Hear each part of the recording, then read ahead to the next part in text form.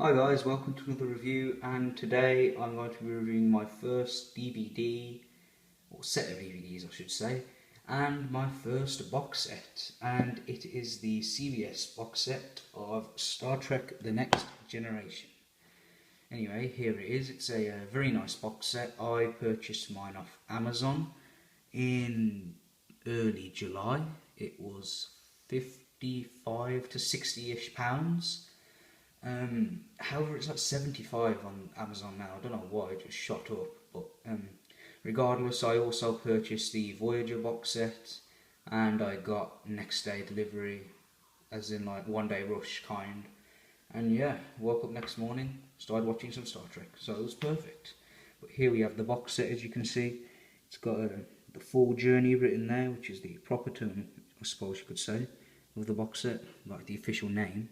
You got Star Trek Next Generation there, written in a nice font. Here we have the Enterprise D, obviously, with the Starfleet logo.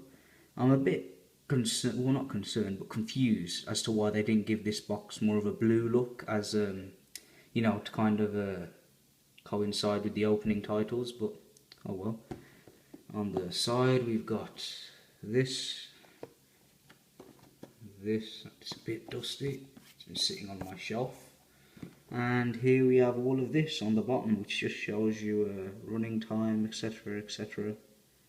So yeah, you just simply lift the lid off like so. Got a bit of stuff in there actually, I don't know what that is. That's very weird. Never noticed that. I mean, doesn't smell funny, but yeah, so I've got no idea what that is, but oh well, what are you gonna do? Anyway, here is the actual box set, and I believe I've put them all in upside down. Oh god. Anyway, so yeah, I'll just take them all out, but I'll just show you what it's like here first. As you can see, season 1 through to 7, and a bonus disc here. And I think they could have made a really nice pattern along here, maybe of the bridge or whatever, but they just got random bits of the ship, which looks kind of funny.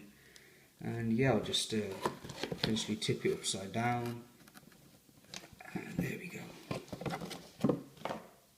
You also get, oh, this is the inside of the box first. It's kind of weak actually, the box. I know people complain that the cases were weak, but I think the cases are perfectly fine. I think the main problem for me is just that the box could have been a little bit stronger. So yeah, that's my only complaint. Here is your leaflet, which has the original series on DVD and Blu-ray in a singular season release. Same with Next Generation, as it goes 1, 2, 3. Well, it goes that way, I don't know why, but anyway, it does. Here you've got 7 seasons of Voyager, 7 seasons of Deep Space Nine, 4 seasons of Enterprise, the animated series. This side we've just got the first one. It's kind of weird. They've started it off at 2 and then they've gone to 6. It's kind of weird. I don't know why they just didn't have all of them there. And here we've got Blu-rays for the films and box sets that you can purchase. Anyway, moving on. The main complaint I saw was that they didn't like the casing that these came in. There we go. Here is your season 1 disc case, made from cardboard. It can bend if you're just rough with it, but I found it was alright. Here we have your Enterprise D, Starfleet logo, season 1, and then Star Trek Next Generation season 1 written there. And along the back we've just got a few images, like that. And you just essentially open it up like this to reveal your episode list, which is nice. Here we have a picture of Q from Encounter at Farpoint, Geordi LaForge back when he was red shirt, etc, etc. Opening it up, it is packaged in sleeves, which I know some people don't like. I like sleeves, to be honest with you. I mean, look at how skinny this is. It saves that much space, and if you take care of it and you have good shipping, you shouldn't have a problem. You've got a little description about the series, which is nice. And a problem I find is that the discs get a bit smudged easy, but apart from that, I'll just take out disc 1 and show you this. It actually gives you a list of the episodes there. There you go. with star dates, which is very cool. And some star dates might be unknown, like I don't know. I'll just use an original series example. City on the Edge of Forever, I think it was called, where you meet Edith Killer, I think her name was. And yeah, they didn't know the exact star date as they got sent back through that machine on the planet. So it had written on the disc star date unknown. Anyway, there's season 1, which is my favourite season. Season 2 is a bit different. It's got the same basic design of the ship, logo, Ambassador class Enterprise C. When will Diamond Select ever release one? Final episode, which was kind of a boring episode, I thought. A problem I found is that some of the discs do get a bit aligned when I got them in the package, but nothing too major. As you can see, this has just got 3 sections, whereas the other one has 4. Here it says "Make It So," as you can see there. So there's season 2, and actually, what does season 1 say? Space, the final frontier.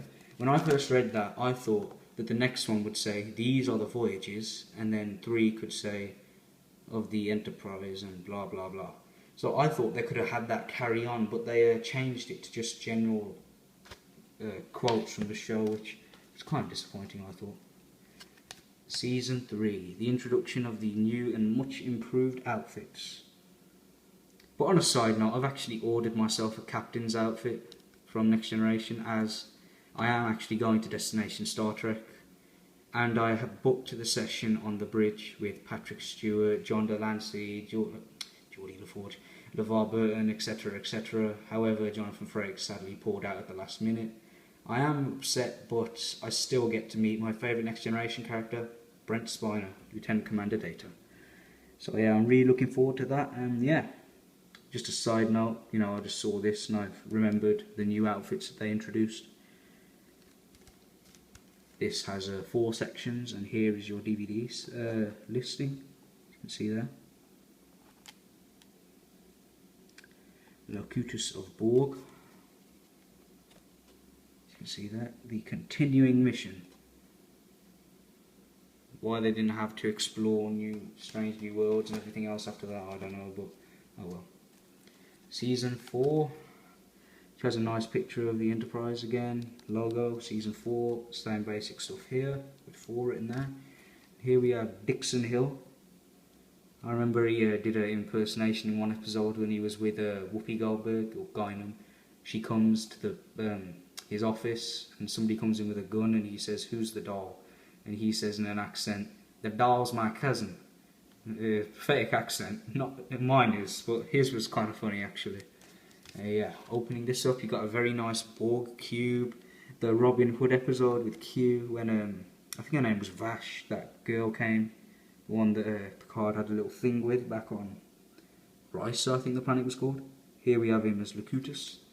Episode list, and the special features I completely forgot to mention. Every single one has special features on the last disc, so majority of the time the last disc will have 2 episodes and a bunch of special features to explore strange new worlds. I'm just going to kind of rush through these now because I have other things to mention. Season 5, Enterprise, same basic stuff. That was a good episode, by the way. I think it was, no, I can't remember the name, but yeah, it was a good episode. Let's see. I think that is my favourite episode out of Next Generation now, The Inner Light. It was a very, very good episode. I'm not going to say that much about it, but I did really like the episode. Here we have Romulan Warship, which I always thought Diamond Select could make, because if they made this ship, they could take the exact same approach to it as they did with the Bird of Prey. They could make a partially cloaked and a translucent white plastic one. If they make one design of this ship, they can make 3, and I'm sure they could make a bit of profit off of it. And I wouldn't mind getting one. I actually kind of like that ship for some reason. It's just unique. You have a Klingon never breaks his word. There's Picard playing his flute. Very touching episode, so I enjoyed that quite a bit. Season 6, same basic stuff, and yep. Here we have your episode list, special features, Ambassador Class Enterprise C, the exact same image that was used on one of the other ones, I just forget which one it was. Should boldly go, and another bio, and season 7, sorry. Yeah, season 7.